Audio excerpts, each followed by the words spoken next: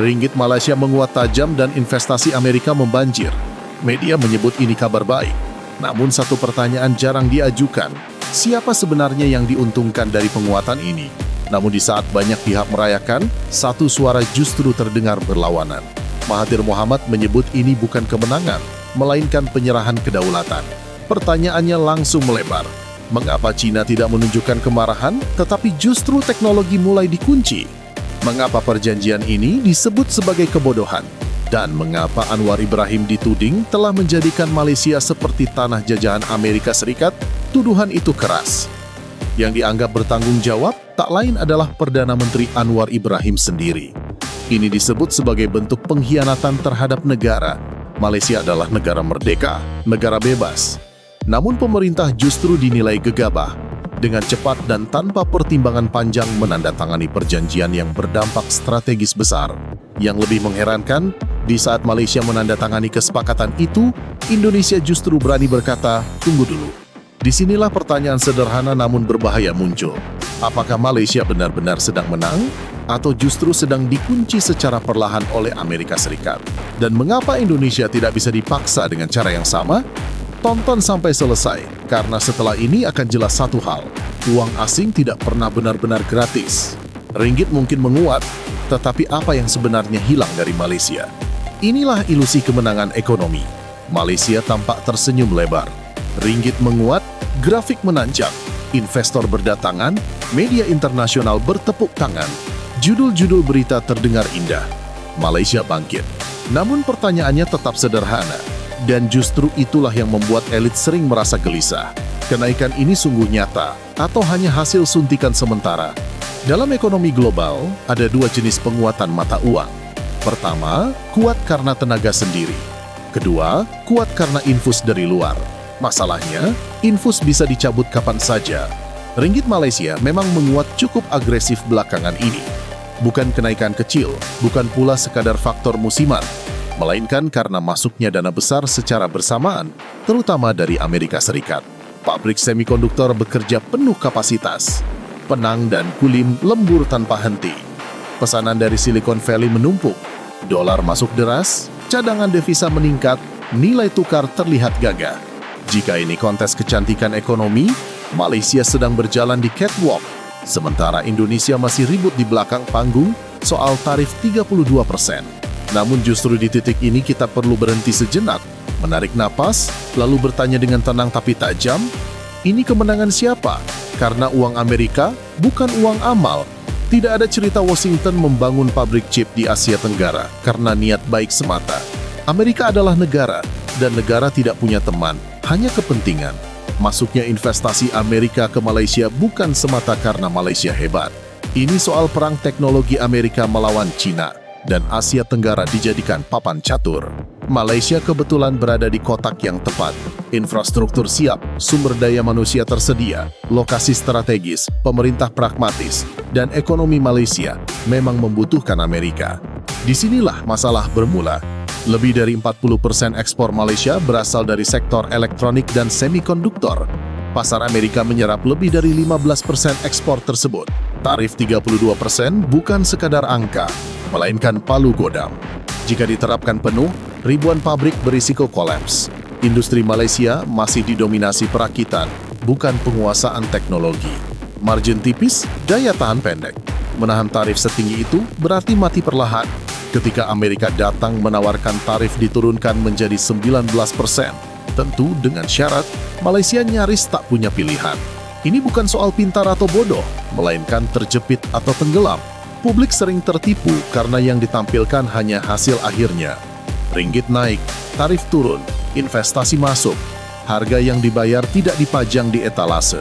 Karena itulah menarik ketika Mahathir Mohamad, tokoh yang membangun Malaysia modern, justru bersuara keras. Bayangkan, di usia hampir 100 tahun, ia turun gunung lagi. Dan kata-katanya bukan basa-basi. Ia menyebut ini sebagai penyerahan kedaulatan. Jika itu keluar dari politisi muda, mungkin dianggap drama. Namun ini Mahathir, sosok yang pernah melawan IMF dan paham betul bagaimana Amerika bekerja. Manis di depan, mengikat di belakang. Mahathir tidak sedang iri. Ia membaca kontrak dengan kacamata sejarah. Pengalaman global menunjukkan pola yang berulang. Negara-negara yang ekonominya dibantu Amerika sering kehilangan ruang gerak. Awalnya semua terlihat indah, mata uang menguat, investor datang, peringkat kredit naik. Namun perlahan, kebijakan harus menyesuaikan. Mitra dagang diseleksi, keputusan strategis harus dikonsultasikan.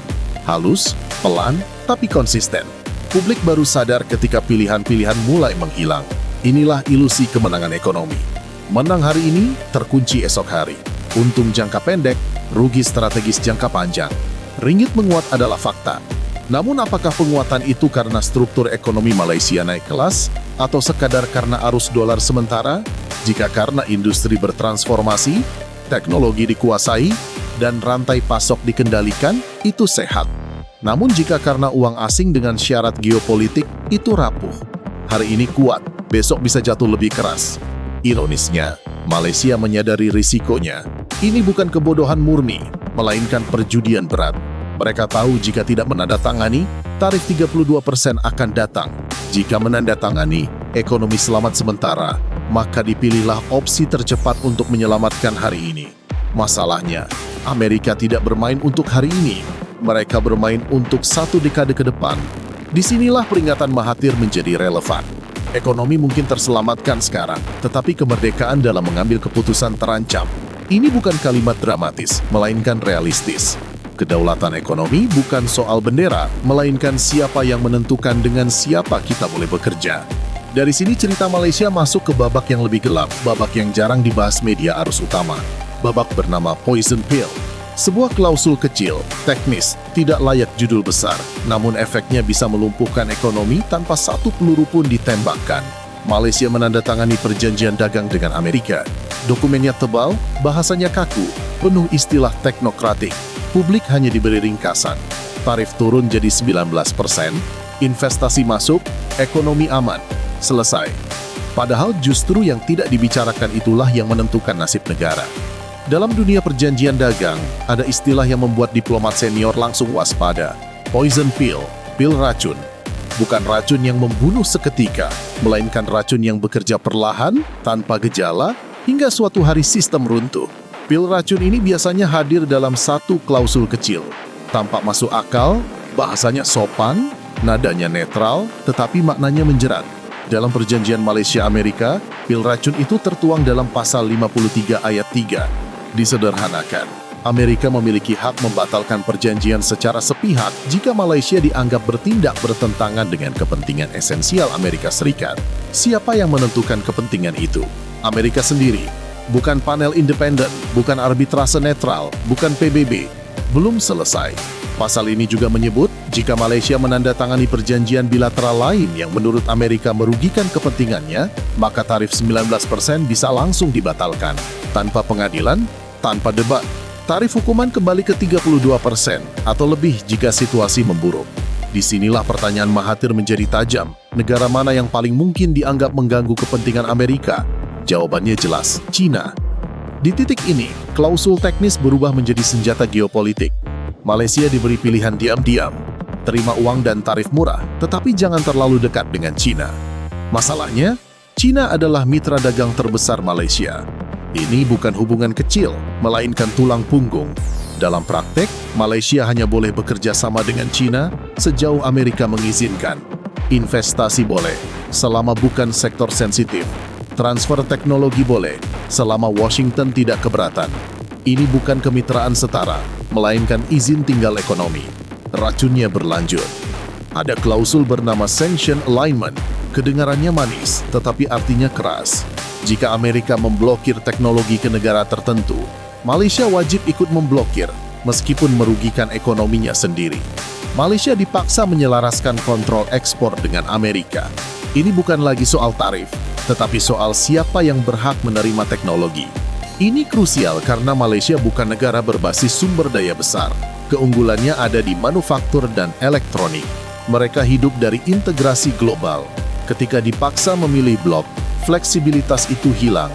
China membaca situasi ini dengan tenang. Tidak ada konferensi pers, tidak ada ancaman terbuka. Balasannya adalah penguncian teknologi. Malaysia memiliki cadangan rare earth sekitar 16 juta ton. Cukup untuk bermimpi naik kelas. Namun bahan baku tanpa teknologi ibarat emas tanpa pengrajin. Teknologi pengolahan tingkat tinggi dikuasai Cina. Apa yang terjadi? Lisensi teknologi tidak keluar, transfer pengetahuan mandek, proyek hilirisasi tersendat. Tidak ada pengumuman keras, tetapi dampaknya nyata. Inilah sanksi zona abu-abu. Tidak melanggar aturan WTO, tidak bisa digugat, tetapi mematikan. Ironisnya, kesepakatan ini juga dikejar demi akses sawit Malaysia ke Amerika, nilainya sekitar 183 juta dolar AS. Dibandingkan dengan pasar Cina dan India, angka ini timpang. Artinya, Malaysia menukar akses teknologi jangka panjang dengan pasar jangka pendek yang relatif kecil. Ini bukan bodoh, ini terpaksa. Dan inilah yang disebut Mahathir sebagai penyerahan kedaulatan. Pertanyaan pun bergeser. Apakah semua negara Asia Tenggara harus menerima nasib yang sama? Ternyata tidak. Ada satu negara yang memilih jalan berbeda. Lebih berisik, lebih berisiko, namun lebih berdaulat. Indonesia. Indonesia juga ditekan tarif 32%.